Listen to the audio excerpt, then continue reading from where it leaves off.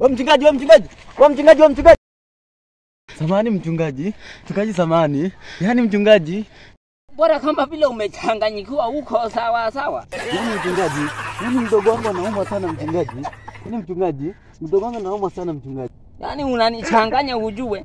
Nimetoka kuombea sasa hivi bado unakuja tena unasema na matatizo. Sisi wachungaji tunapumzika saa ngapi?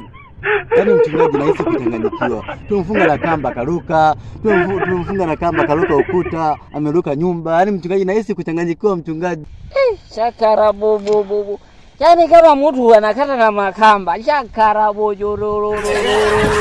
Yaani mzuka inapanda ile ya Roho Mtakatifu.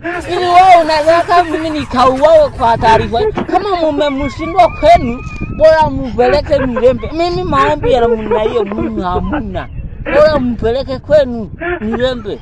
Mimi kati ya uchungaji sasa hivi kwanza si uchungaji. Mimi nafanyaga huduma ya mitishamba. Umejikoroga kijana.